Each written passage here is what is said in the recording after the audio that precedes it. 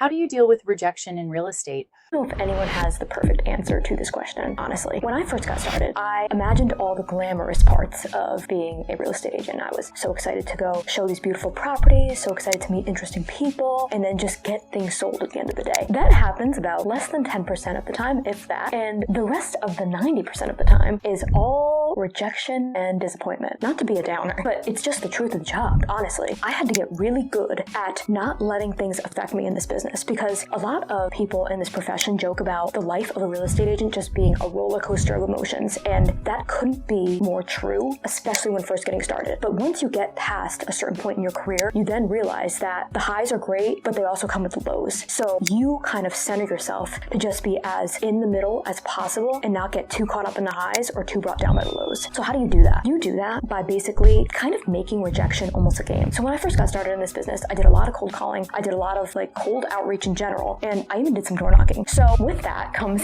a ton of rejection, constant rejection every day, all day. I got used to it very, very quickly. And what happens really is that after a while, the rejection kind of just becomes almost like a game where you know that every no gets you closer to a yes. Because my whole goal wasn't about converting each person that I talked to. It was about talking to a certain amount of people every day and having a certain amount of conversations about real estate every day. At the end of the day, if I had all these people rejecting me, I know that I did everything I could on my part, and I couldn't control how they reacted to me trying to talk to them about real estate. So I know that sounds easier said than done, but almost taking out the emotion of getting a no after no after no just made it easier for me to work towards getting more yeses. I'm not gonna lie, this took time. It didn't happen overnight. This was something that I was able to build out months after months of doing this, and even years after years. I would say it took me about 2 years in the business to get really good at handling rejection constantly.